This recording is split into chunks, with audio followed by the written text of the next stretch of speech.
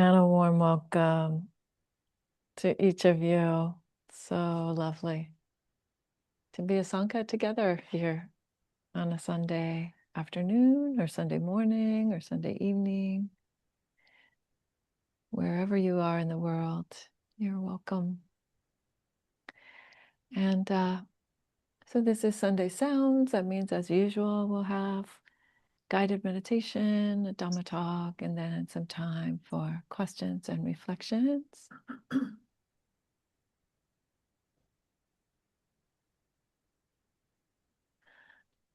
right. Hay interpretación simultánea en español para los que desean elegir eso en este momento. No veo a nadie, pero de todos modos, ahí está.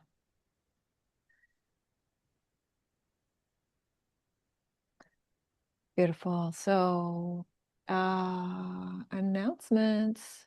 Not really too many announcements today. There is the class on non-self, online virtual class on non-self is starting Mondays in December. So starting shortly in a couple of weeks. And also, please keep an eye on the website. So because of going on the retreat, because of the Thanksgiving holiday, then the vihara programs, except for Thursday, the 20th, the vihara programs are paused until November 28th, I believe. I will be back the Sunday after Thanksgiving. That is the Sunday of Thanksgiving weekend, just to be absolutely clear for everybody. All right, lovely. And what else? January retreat also on the 4 factors that lead to stream entry, to absolute momentum on the path. You could say that is a way of really putting some beautiful energy into the practice. All right, so those are the announcements for now. And yes. When you do the meditation, could you speak just a little bit louder? Okay. It's hard to hear you in the back. Yes. Let's go ahead and close both of the windows just for the sound for now. And I will try to speak up. Thank you for the request. All right.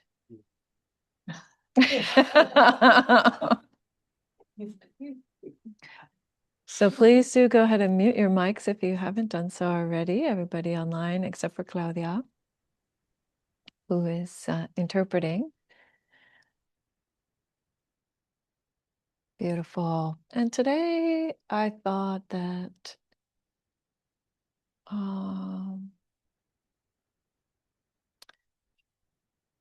yeah, maybe today we will do a metta meditation. I feel like some loving kindness meditation is much needed, nourishing our hearts and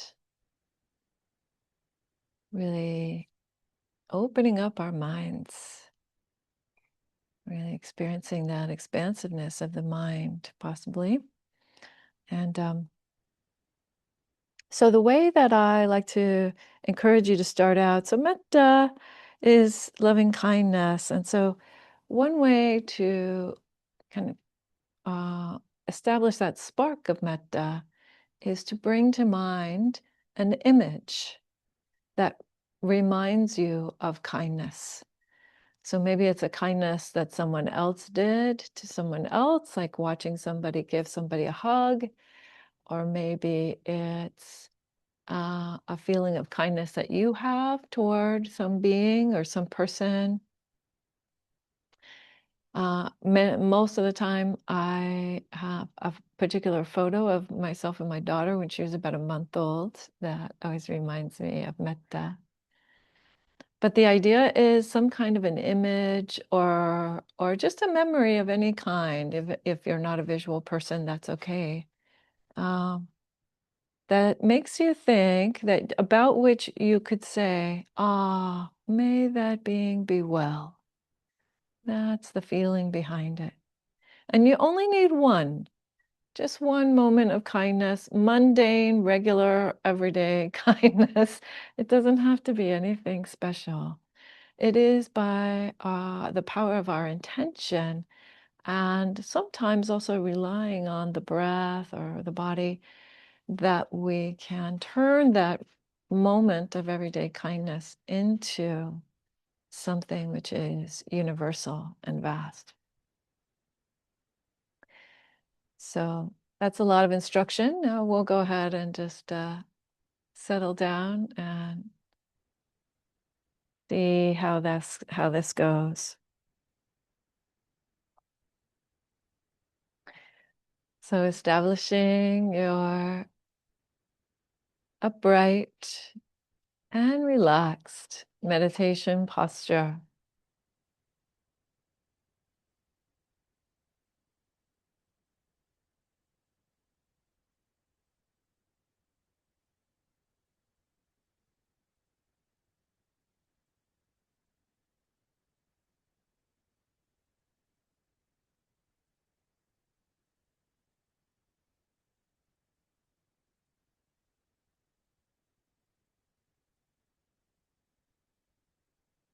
Allowing the head to come into alignment with the spine so that the shoulders and the back can release and relax.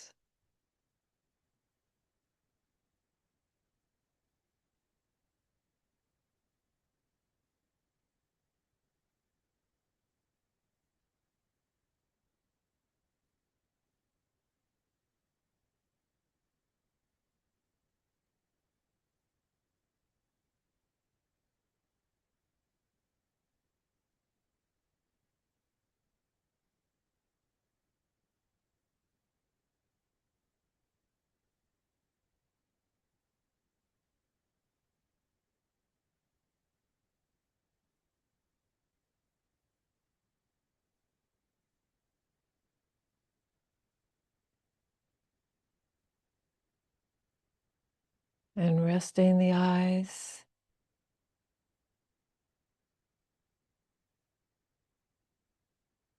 and all the muscles of the face.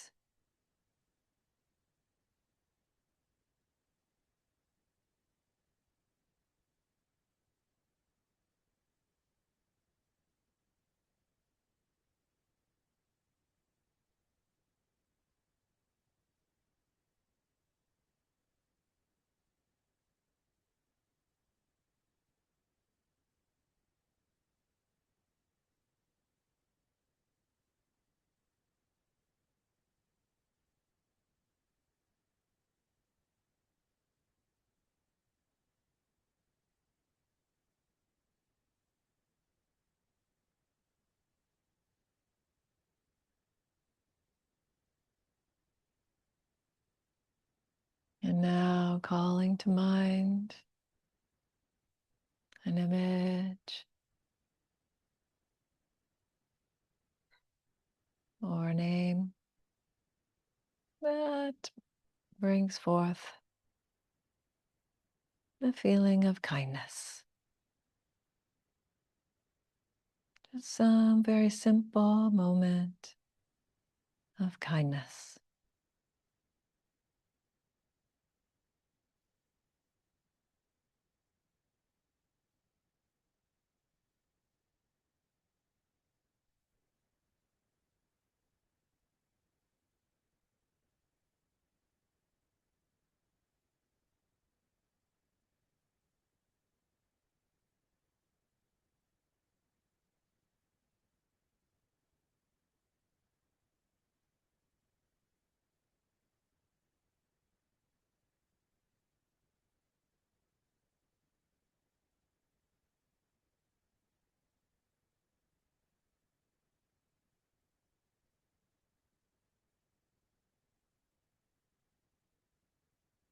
A moment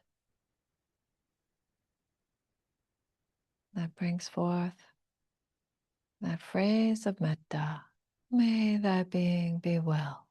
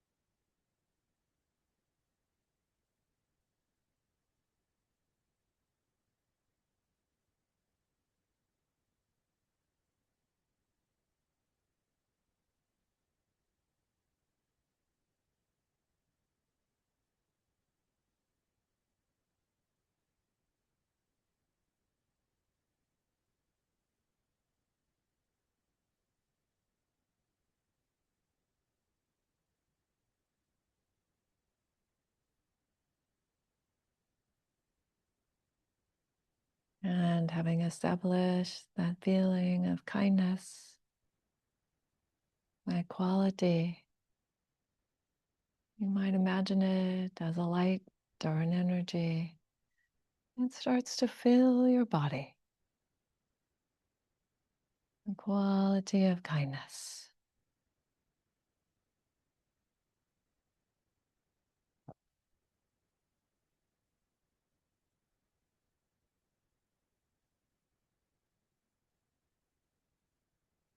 No need to push or strain at all. It just naturally grows from a spark with each in-breath and each out-breath. The quality of kindness gets a little brighter,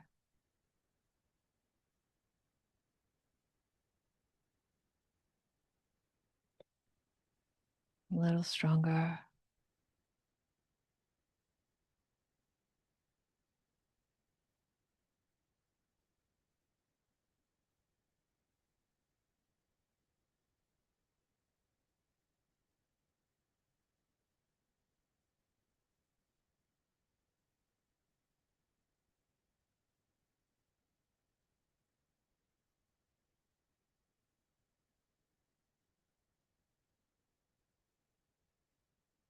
And if it's hard to find that spark, it's a beautiful practice just to stay with the image or the thought of kindness, reminding yourself that there is kindness in your life, in your heart.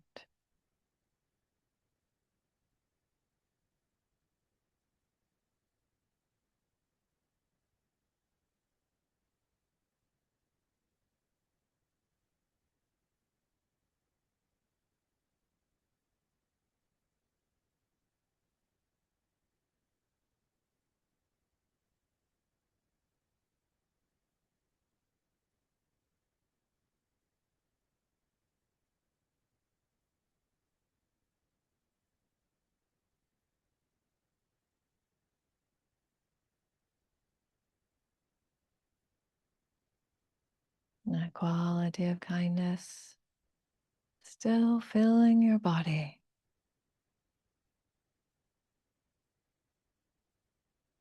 Naturally growing, nourished by the breath and by intention.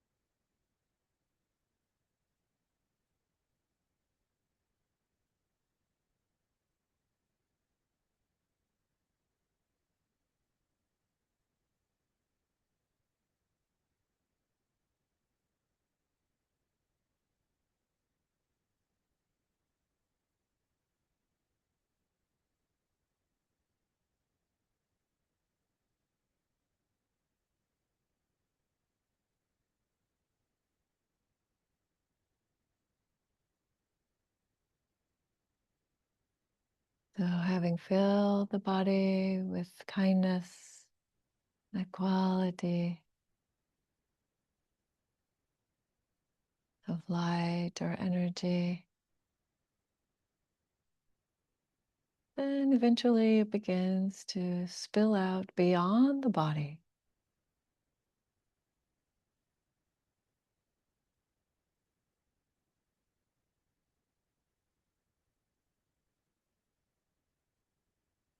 Kindness flowing in front of you. No need to push or strain at all. It's just like light. It wants to go, to flow.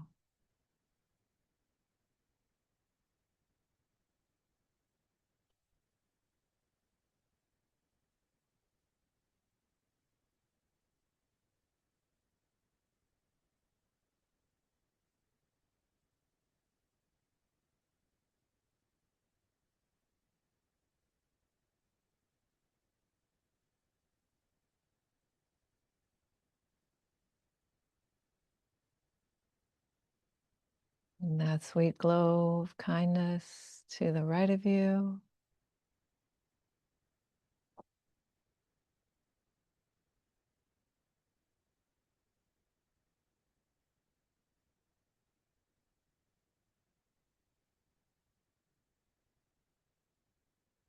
Behind you.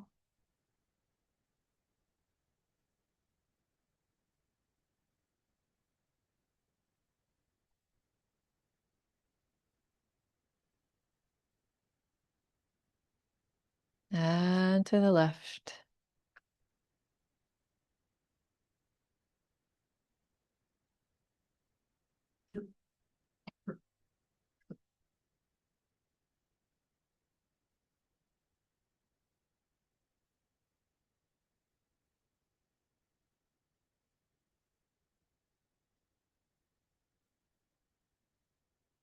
Kindness flowing above you.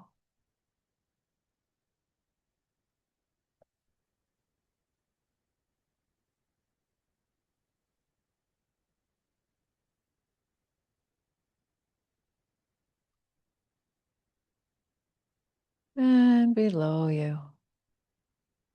In all the directions.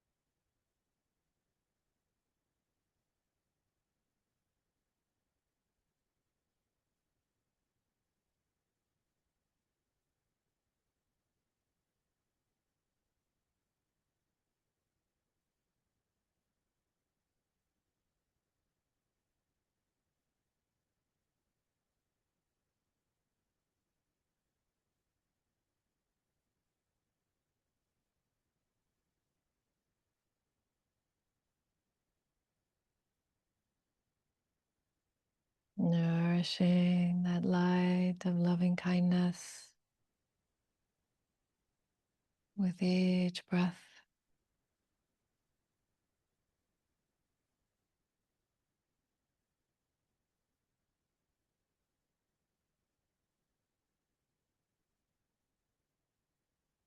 And flowing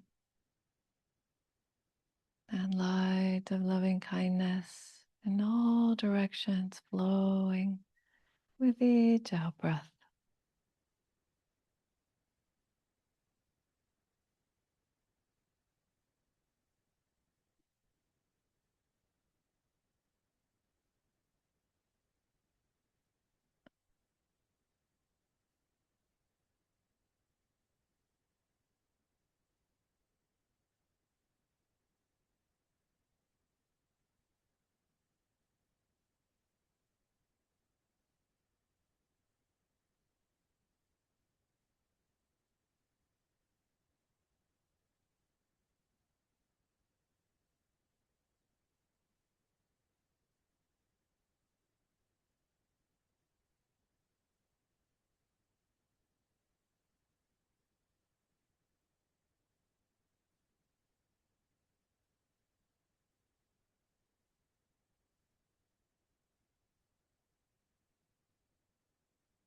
And dissolving any doubts or any obstacles you find.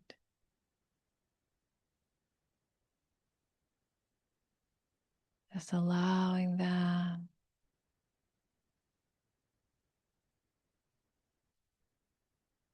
to burn off like fog. And that beautiful light of loving kindness, all obstacles dissolved, so that metta becomes even more vast.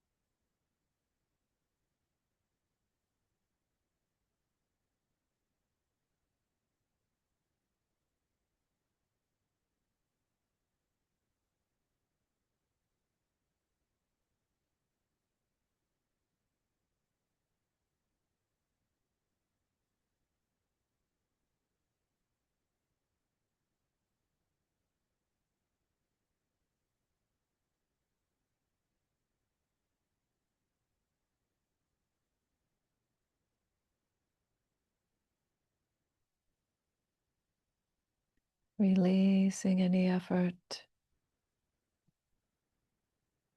and just being that flow of metta, a beautiful light pervading everywhere.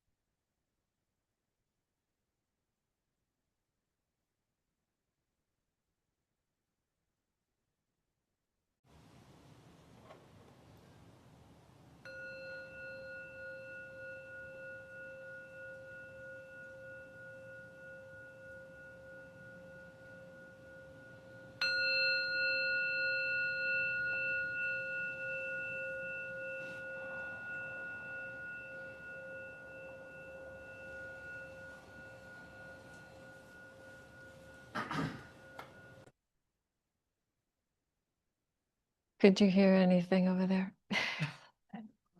Okay. Okay. All right, friends. So we're going to transition to the Dhamma talk now.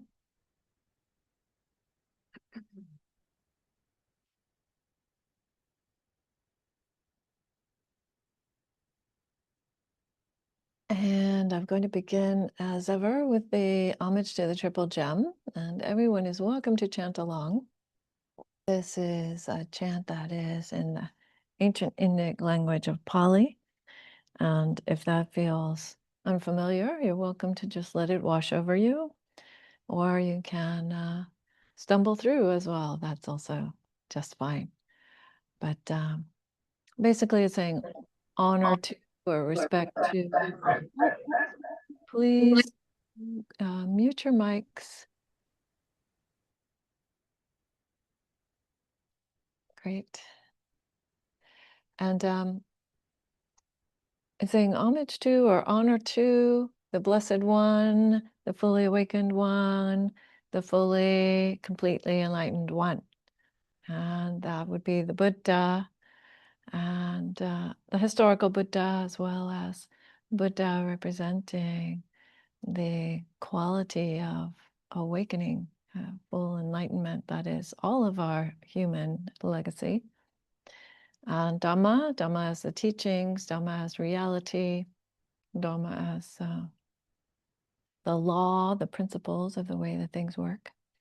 And Sangha meaning the beautiful, diverse and worldwide community of practitioners. Namo tassa bhagavato arahato samma sambuddhassa. Namo tassa bhagavato arahato samma sambuddhassa. Namo tassa bhagavato arahato samma sambuddhassa. Buddhang dhammang sanghang namasami.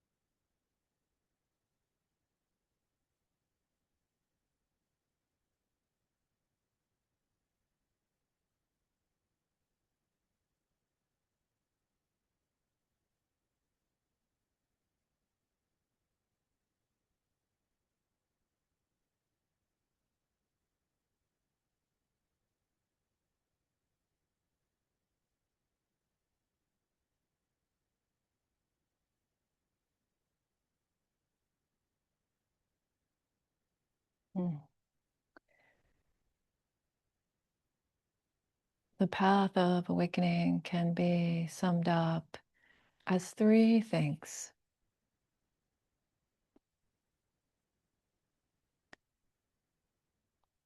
So you can remember them. It doesn't have to be complicated. Three things. Sila, Samadhi, Panya. Those are the Pali words. You don't even need to know those. Ethics, meditation, and wisdom. Ethics, meditation, and wisdom. That is the whole of the path right there. And today I want to talk a little bit about why those three things. How do those three aspects, they're called usually sometimes called the pillars or the three actions. Why are these the three pillars of our practice? How is it that they are interrelated? Because In order for them to form a path, they must somehow work together. And that's particularly important because I think many people come to the path with only one tool, only one aspect of these three items, right? A lot of people come to the path for meditation alone. That's how they get introduced to it, or that's what they are looking for because of the benefits of meditation, the relief because some friend or family member of theirs is doing it. There are many different ways that we get introduced to the path. But for a lot of folks, meditation is the first door.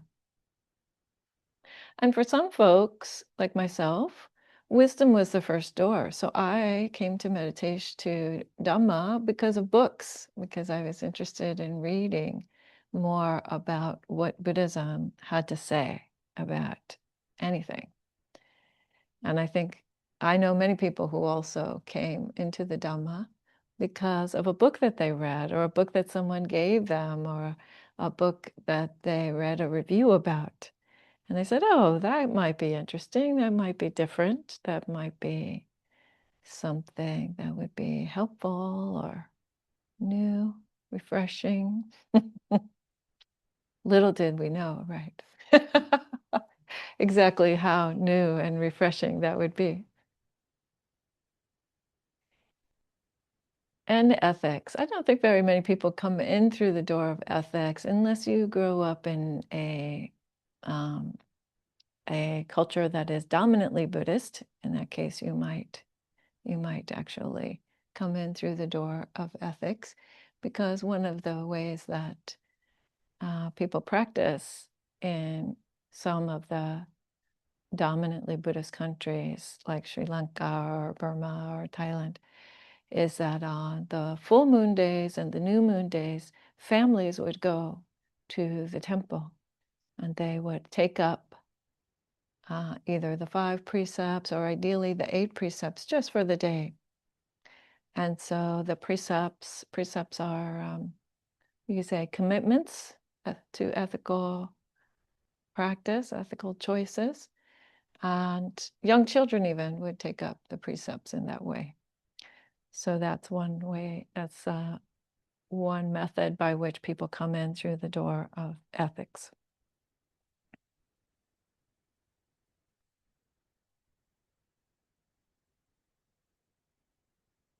But all 3 aspects are necessary and important. And ultimately, I think that even folks who come in to the path just with one of those particular aspects or one particular part of the practice, they either stop or they expand to the other 2, because ultimately it's kind of unsatisfactory without all the parts. It doesn't actually fulfill the promise of the path of peace without all the parts. So again, I want to talk a little bit about how these aspects fit together, how these pillars fit together. And so I'm going to start with meditation. Again, because that's a way that many of us have come in, or a point of emphasis for many people.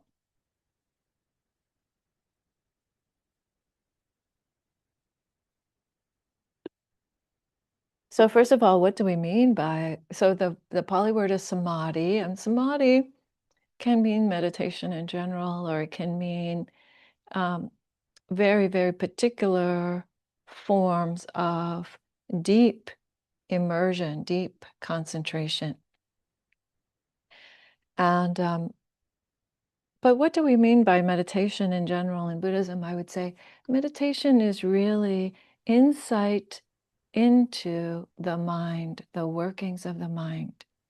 That's what meditation is all about.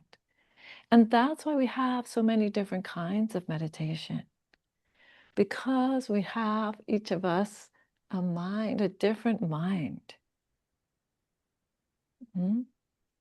My master, Seke Harada Roshi, my ordination master in Japan, used to say, There are as many minds as there are beings. And I thought, oh, wow, that's an amazing statement. But I would go further and say there are as many minds as there are moments.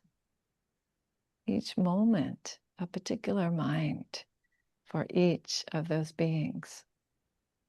So it's a pretty complex topic to study. And so we have all sorts of different meditations that are generally about seeing activity in the mind and how different moments of experience are related. We have meditations that are about calming, settling the activity of the mind and actually releasing stimulation further and further and further into very subtle states. We have meditations like the one that we just did a moment ago about the expansiveness of mind, about nourishing, filling the mind with beautiful, beautiful, pleasant, bright qualities like loving kindness or compassion or joy or equanimity. So all sorts of different ways, all sorts of different ways. Meditation's even just about not trying to your best not to do anything. That's also one way. That's also one way. So,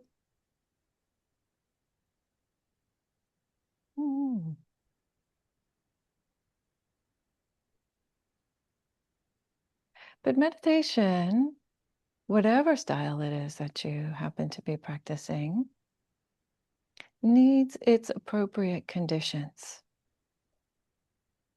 It needs its appropriate conditions. And this is something that can seem a little foreign. A lot of us think, oh, we could just sit down. Y'all could just sit down and start meditating, right? And then you sit down and you go, wow, maybe not, huh? Maybe this isn't quite as easy as I thought it would be, right? This kind of, all this, what I think of as detritus floating in the ocean of awareness from other parts of the day, from various media that you've consumed, from feelings that you're still holding on to from 30 years ago, all sorts of things. So meditation really needs its supporting conditions. And this is where ethics comes into play. And a lot of people are like, wait, I don't get it. What does that have anything to do with it?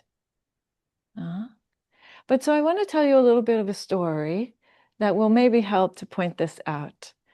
And some of you have heard this story, so bear with me. As my good friend Elizabeth Corral likes to say, repetir es bueno. It's good to repeat things. It's good to come back again and again to those good teachings, those good experiences that taught you something.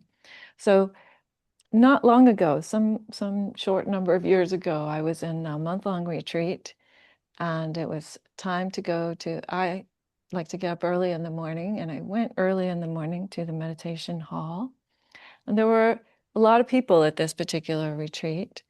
And I got to the meditation hall and I didn't have my cushion. I had this inflatable air cushion that I use when I'm doing a lot of sitting. It helps me with my hip. But I had left my cushion in my room, and I arrived at the meditation hall and I looked on the shelves there, and there's only one cushion.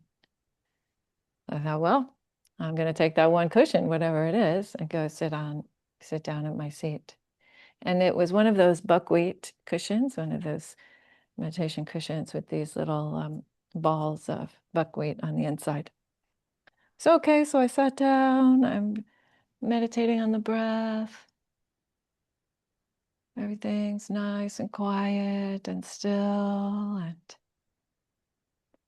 at some point, I have the sensation, oh, unpleasant feeling on my seat, unpleasant feeling. And I know what that is. Okay, it's that buckwheat cushion. but there isn't another choice. So I'm not going to get up. I've decided I'm not going to get up right now at this moment. I'm just going to keep sitting. Okay, great. So I keep sitting a little bit more, back to the breath. And then again, oh, unpleasant feeling. That's called, we have a word for this. It's called Vedana. Vedana is the feeling tone of experience, not the perception of what it is. So when I perceive pain or I perceive the cushion and the buttocks, that's the perception. But just the tone of experience is unpleasant or pleasant or neutral. So again, unpleasant feeling. And again, I think to myself, well, you know, I was planning to sit until breakfast, so I'm just going to stay seated for a bit longer. And then again, back to the breath. And then this thought crosses my mind. I hate this cushion. Well, that woke me up for a second. Hold on. What is that word hate? That word hate doesn't come across my mind or my mouth very often. I didn't say it out loud, thankfully. I was still I was being polite in the meditation hall. But that really caught my attention. I was like, okay, wait a second. What happened there? What happened? Right? So the mindfulness is what receives that experience. But the investigation is when then I turn the attention to have a look at the other things that are going on. What were the supporting conditions for that thought to come to my mind? Hmm? And in this case, I did a little bit of what I call a rollback, right? So I kind of look back into the moments of the past. Okay, what came right before that thought? What came right before that thought? What came right before that thought? Right? And thankfully, I had a couple of moments of noticing the painful feeling. So then I was able to make the connection. Oh, right. That's what happened. What happened was the painful feeling came into awareness again, but because I wasn't mindful of that, then I skipped immediately. I jumped right over the perception and right over the choice to the reaction. I jumped right over it and went directly to what we call a sankhara, a response or a reaction to that painful feeling. So the reason why I'm telling you this story is about choice, right? So notice the difference that when I noticed the painful feeling, then I could take a moment and choose what to do about that, whether to do anything about that. But when I wasn't mindful of that painful feeling, then choice goes out the window, right? Choice is superseded by reaction. Reaction comes next, right? So ethics, sila, what is sometimes translated as virtue, which is can be a heavy word for some people, but maybe morality is also bound up in this, is about choice. It is about skillful choices. So think about this. So meditation is helping you to establish a mind that can be present at the point of choice before reaction. So your meditation is actually supporting your ethics, interestingly, and vice versa, right? The other side that we often talk about is ethics is supporting meditation. How is ethics supporting meditation? Because when you make good choices in your life, when you make skillful choices in your life, then generally speaking, you will have less agitation in your mind, right?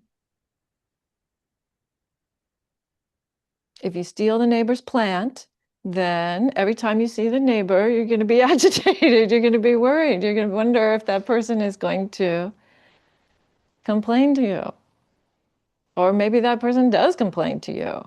And then you have to deal with the anger of that, and so on. We know this, right? There are very, very simple ways in which we can observe the consequences of unskillful action, creating a lot of agitation in the mind. Even if you don't feel remorse, even if, let's say, for the sake of discussion, that you haven't developed an ethics that you would feel remorse about doing something bad, you still have that agitation in the mind of covering it up, of trying to avoid the consequences, of trying to collaborate with somebody else who might help you get the next bigger thing to steal, and so on.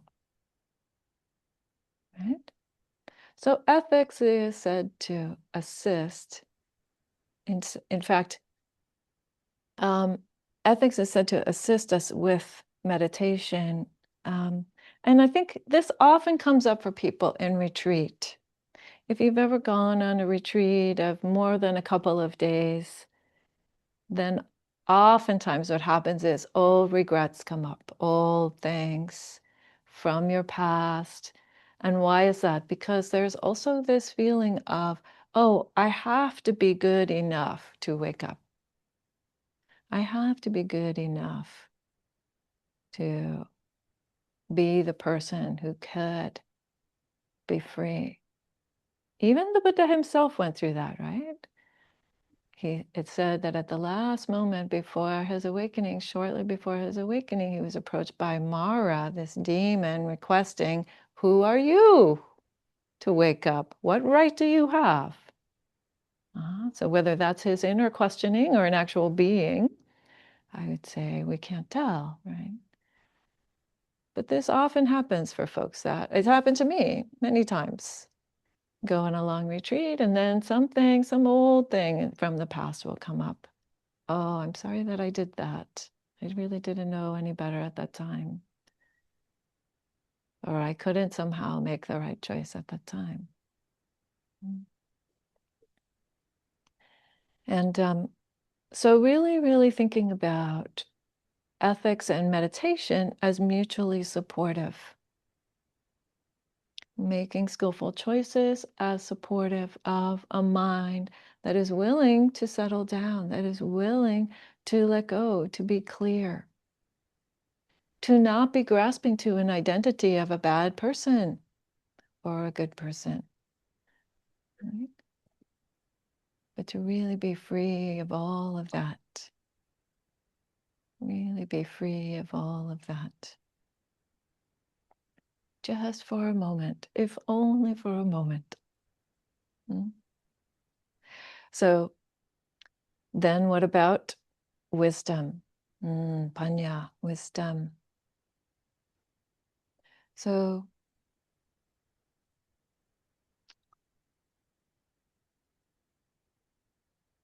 if meditation is insight about the workings of the mind, then wisdom is about understanding how those principles are everywhere.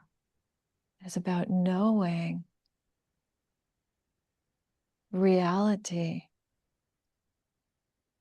as it manifests right here and right now.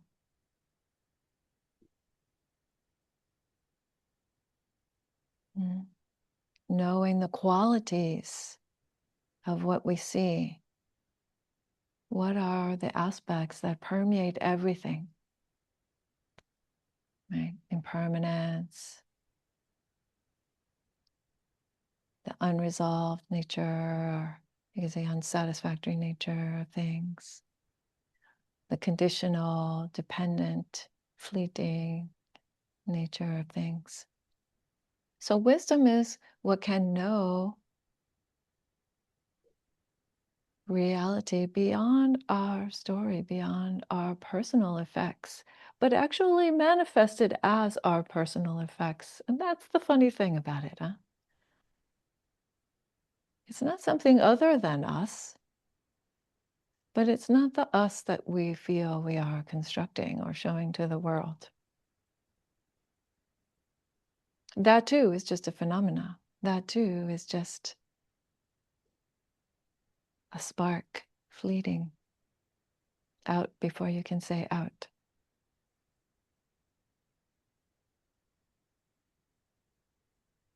So samadhi, this kind of deep meditative practice, informs wisdom, right? The mind, this is one of the benefits of meditation. And it's not that you should do meditation merely for the benefits, but it's good to know that there are some. So the benefits, one of the benefits of meditation is that you begin to develop your perceptual capabilities. You begin to be able to see, observe things that you were not able to observe before. Yeah. Such as the cessation of various phenomena, including the cessation of moments of consciousness. You begin to be able to observe this way of conditionality, why things are as they are, very, very clearly. But it requires a degree of care. It requires a degree of clarity and stability in the mind. Right? Because and it's funny about this this matter of stability. It's kind of counterintuitive. The reason why we have these great number of lists in Buddhism, 8 of these and 10 of those and 7 of the other and 3 of this, is not because it's a checklist, but because the Buddha was doing his best to be thorough, to say, okay, first look at this phenomena, then look at this kind of phenomena, then understand this kind of phenomena, then this, then this. Because our tendency is to only see part of the picture. Indeed, we know this just in a mundane way from art, right? Picasso could draw 3 lines on a page and you see a dove, right? You see it. So we're doing this interpretive thing, and to the degree that we can get deep into samadhi, we can release that interpretive aspect and begin to point the mind very directly at reality and have it be capable of seeing any kind of phenomena with equanimity. Huge. That's huge. And that is why concentration informs wisdom.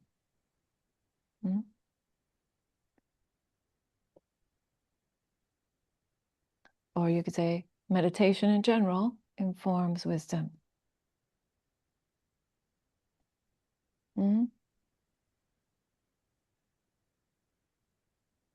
So all of these aspects of the path are related.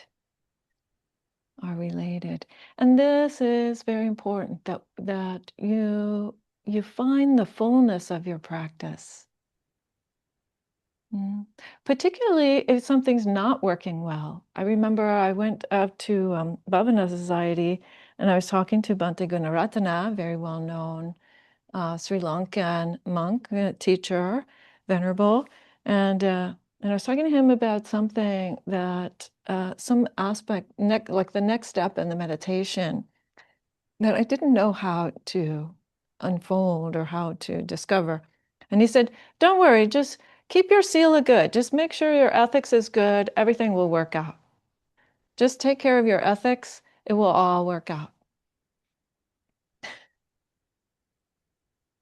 Not, sit more hours, right? Or point the attention at this or that or the other thing, but rather this approach that says, right, we put in the supporting conditions, and the nature of mind is, with right view, this is very important, with right view, with our proper understanding of the path, the mind will then kind of unfold that.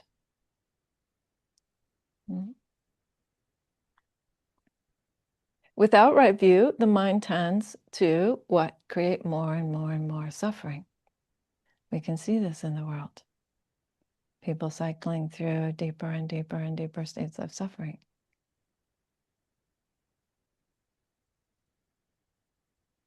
So make your choices wisely and try to find, I would say, this breadth of the path. This breadth of the path is very important. It's so important, I would say, that I'm impressed at what happens toward the end of the Buddha's life. So in Long Discourse number 16, we have a story about the last few months of the Buddha's life and what he did, what he taught, where he went with his attendant, Venerable Ananda, what happens when he dies and what happens to his remains. All of that is this is why it's called Long Discourse number 16. It's a very thorough story. But what we see in those months leading up to the Buddha's death, he knows that he's dying. He's already told Venerable Ananda that he's given up the life force and that he will die within a certain number of weeks. And he goes around, all around northern India teaching. And again, he gives the same talk. And the talk starts out by saying, there is ethics, there is meditation, there is wisdom. And meditation suffused with ethics is greatly beneficial. And wisdom suffused with meditation is greatly beneficial. And one who has developed wisdom in the mind will eventually be free.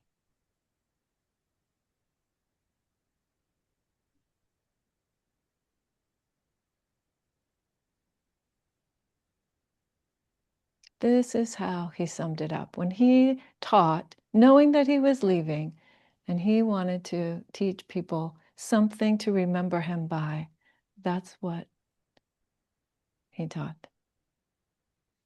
Ethics, meditation, and wisdom. They work together, and they will fulfill the path.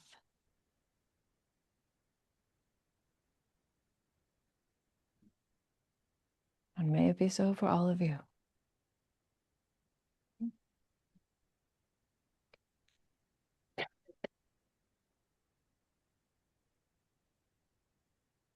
All right, so we have a bit of time, quite a bit of time in my book, for questions or reflections on the meditation or on the talk. Let's see.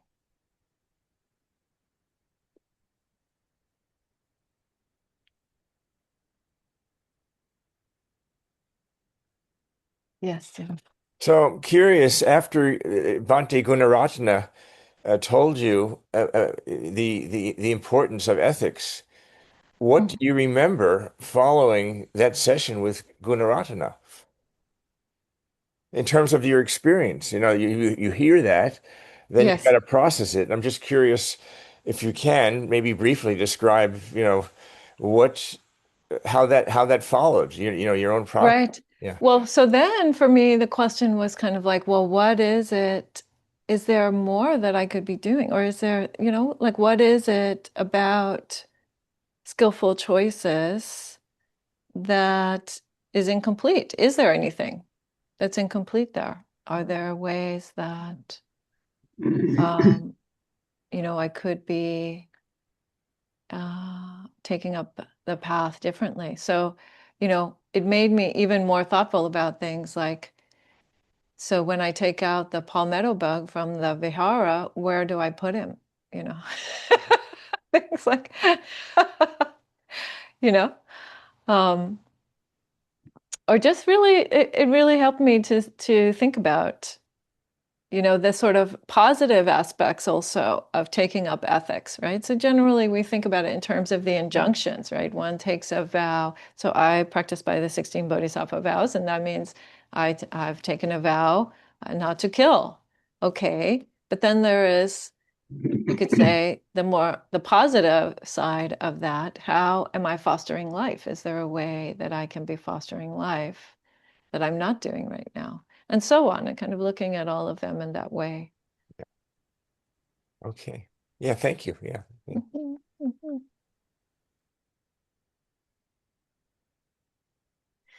Thank you once again. Beautiful talk. And I was just struck by this thought about just being in your Sangha and the artistic aspect of it. And I was thinking, you're kind of like being with you and seeing the different parts of the Dharma that you're helping us to see. It's like being with or seeing a painting that's a combination of Mary Cassatt and Bruegel. So, it's like we keep seeing these little pieces where Bruegel's, it's all kind of distressing. And if Mary Cassatt was painting it, it would be these beautiful metta-infused scenes of that would be wholesome and uplifting. So that's just an image that came across as you were speaking. But I had a question, which comes this morning. I was continuing to read about the 12 factors of dependent origination. Okay. And reading again about tanha, and which is craving and clinging. So those two aspects of the 12 factors. And I think about this with metta, because one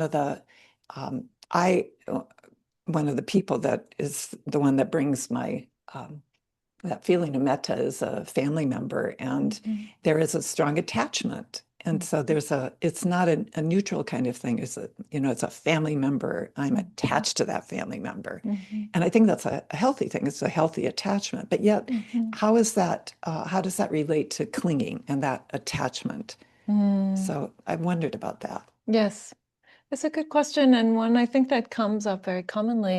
And it's when I think about that, because I am also, very close to my daughter, for example, as you all know, and or many of you know, and what I think about in attachment with regard to intimate relationships, it is about, are you allowing the person the freedom to be what they are? Attachment is actually shutting down that person being what they are.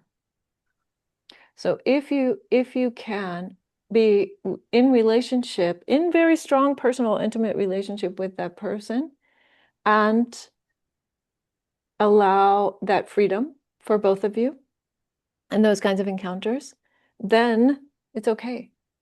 Because what happens in that case is that you can accept when they change, and you can accept when they die, and you can accept that, they were as they were, flawed or not. Do you know what I mean? So the opposite of attachment isn't just letting go of everything or rejecting everything, but rather it is this ability to be moment by moment with change, to let go moment by moment of what was before and be with what is here. Yeah. Yeah. And I think when we hear it that way, if we start to understand it well that way, then we also see that there is such a thing as healthy attachment, or there is such a thing as healthy relationship, right? The Buddha and many other teachers have expressed very clearly that people can be in relationship, even sexual relationships, and be on the path, very, very advanced on the path of enlightenment. There's no reason why that needs to obstruct you. It is, but the skillfulness of it is the difficulty, right? Because once we've known somebody for a while, or particularly like somebody, that you raised, right? To have an open heart and to have that capacity for really, really meeting them where they are in each moment, and not where they were, a year ago or 10 years ago or even 10 minutes ago, is hard. It's very hard. It's very hard because we do have a sense of continuity, and and that's part of where the care comes from, the sense of continuity. But the nature of the enlightened mind is that it's not fooled by that. It's not fooled by continuity. Each moment is each moment, informed by the results of the past, but not equal to.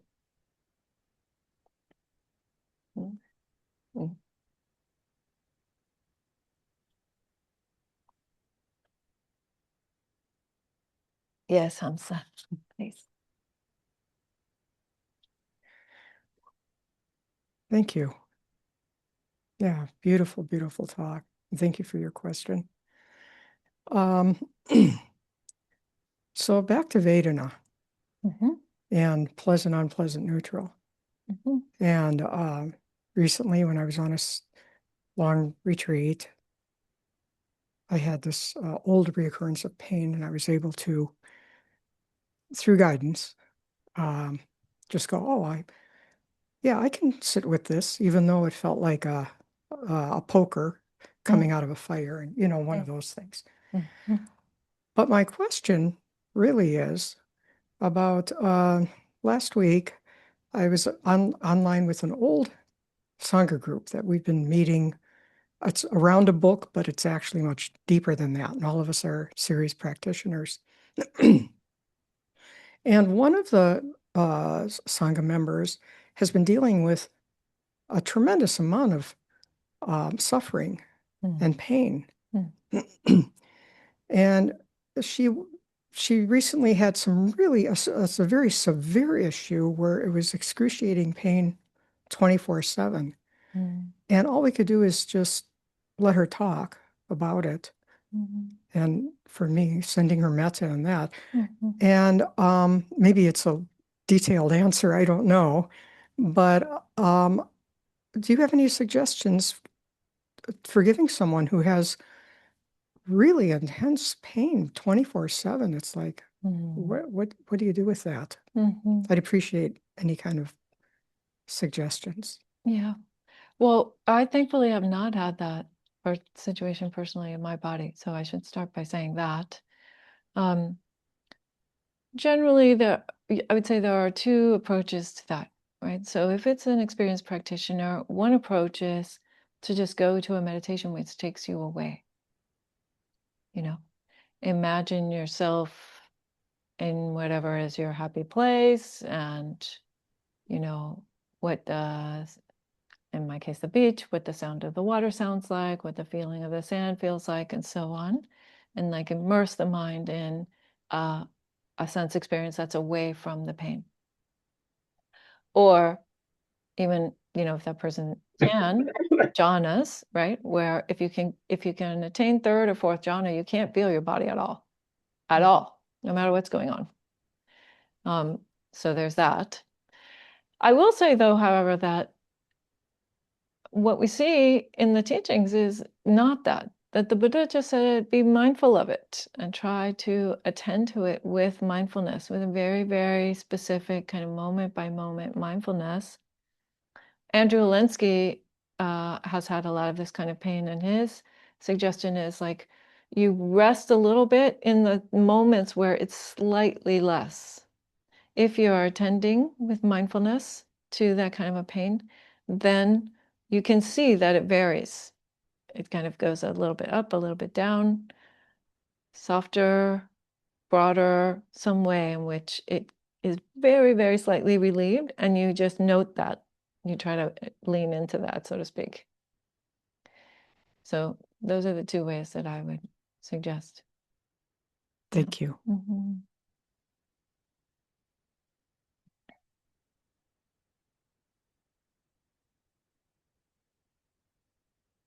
Claudia, ¿tienes una pregunta? ¿No? Ok. Ok, entiendo. Gracias por todo. Hasta luego. Okay.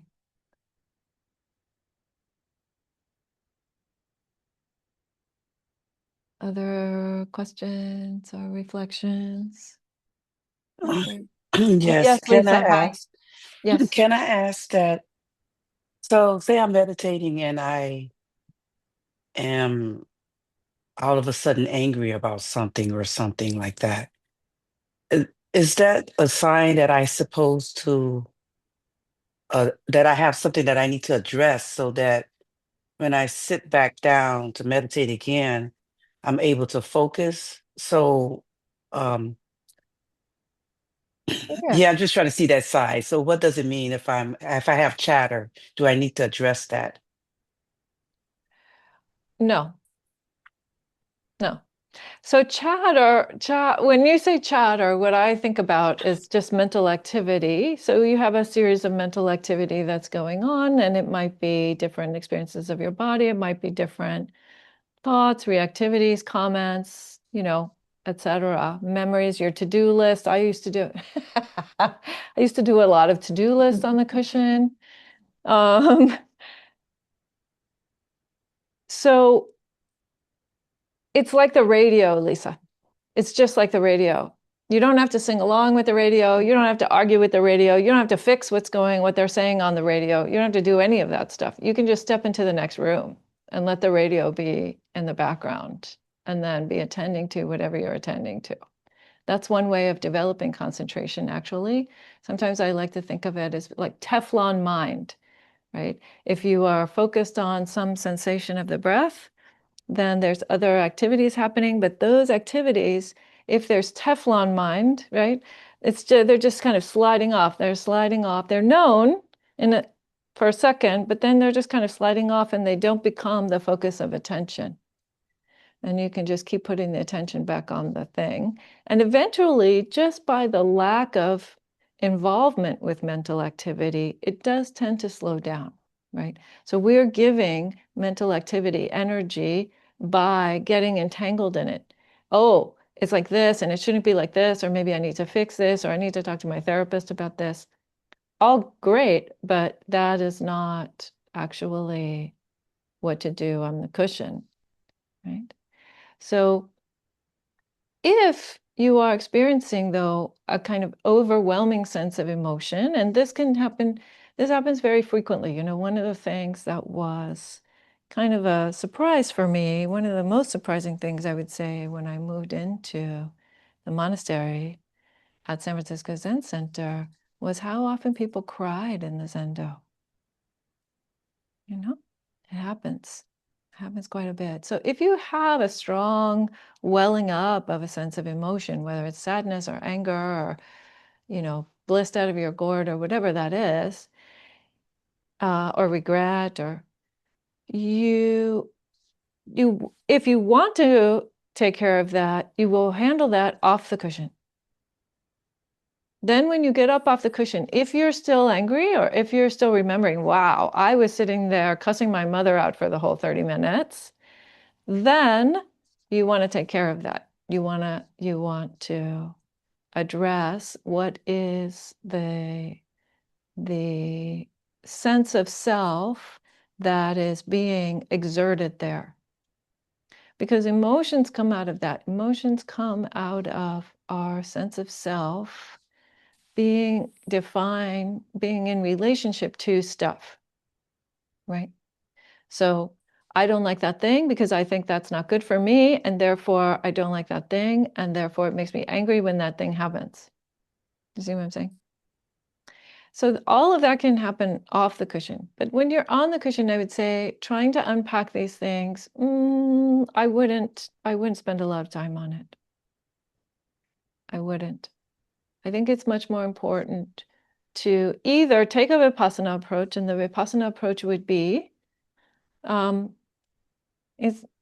you're kind of pointing your attention at a stream of stuff that's coming. So like itch, silence, what's for lunch, mad, done, done, done, done, done, right? You are just receiving moment by moment. That would be, some folks would add labeling in there, like emotion or like anger or thought. I think it's not necessarily helpful to add labels, but some people do that as a way of sort of giving a little bit more distance or a little bit more clarity about what parts of the activity you're seeing. Or, as I said, you take a more concentration approach, which is I am dropping my attention, resting my attention on one particular type of phenomena, right? On the sensation of the breath in the throat, for example. And I just am doing my best to keep staying with that, coming back to that, staying with that, and letting everything else fall away. Thank you. Yeah, you're welcome.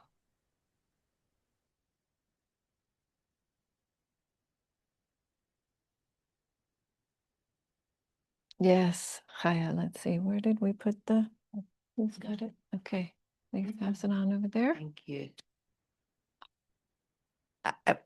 I don't know if this is applicable to that or not, but one thing that I just kind of discovered that helps me is to just it's not original with me. I've heard it taught about, is to if something really strong is coming up, to not listen to the thoughts about it so much as just feel the emotion of it.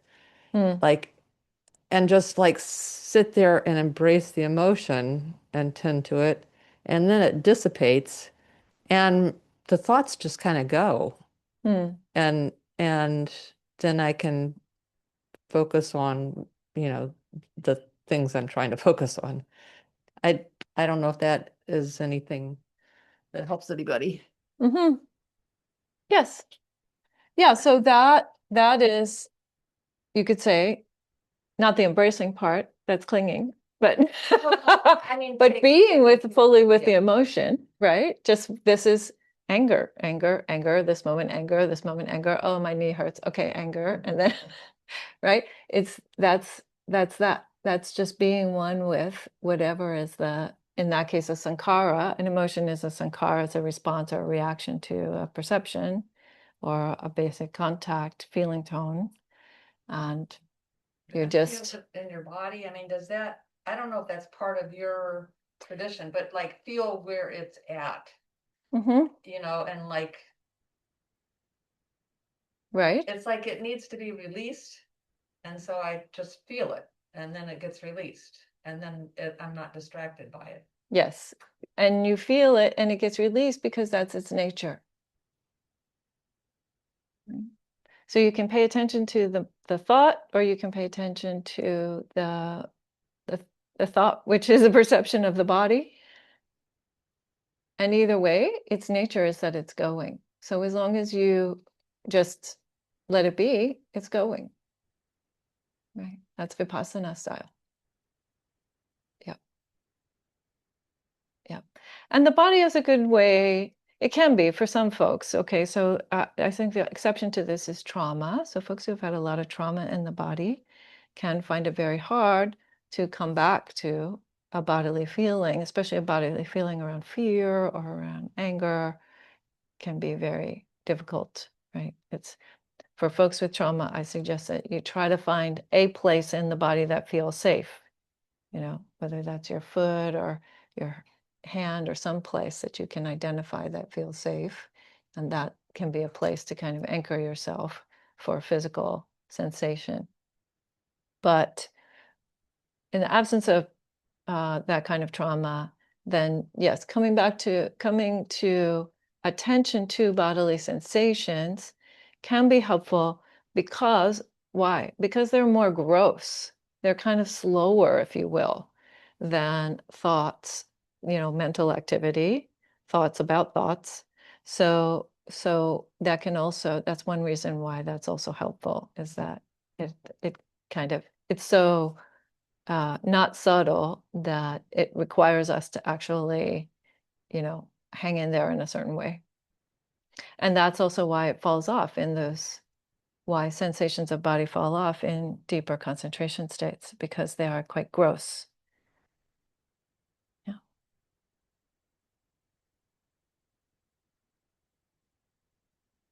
Okay. Great.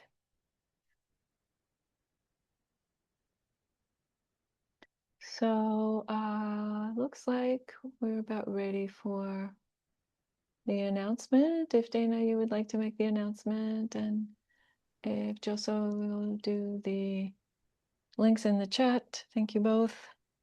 Welcome.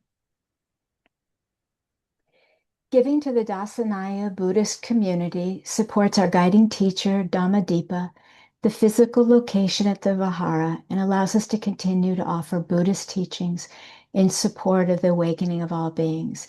It's particularly joyous right now during Dassanaya's fall fundraiser. Our support pages are on the website under the support tab, donate, volunteer, or offer materials. Thank you. All right. Thank you, Dana and Joso. And yes, deep gratitude for everyone who makes this possible, who is part of this Sangha by their presence or their contributions and ways of offering support.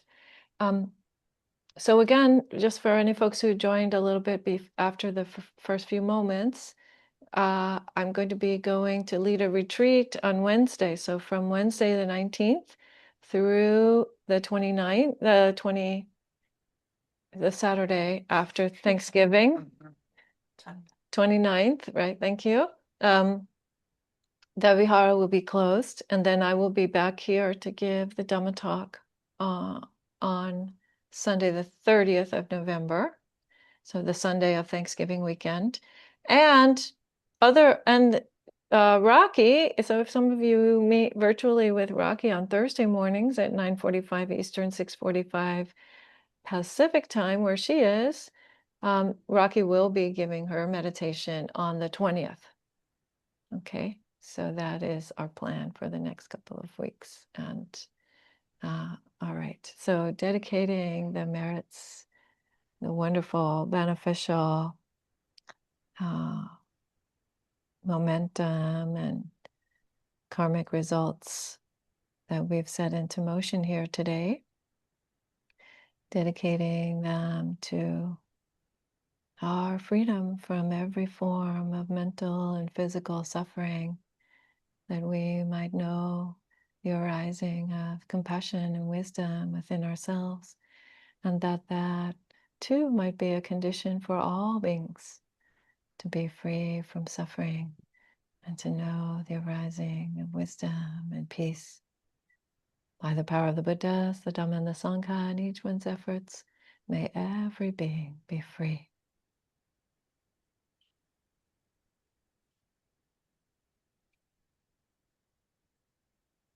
All right, friends, be well.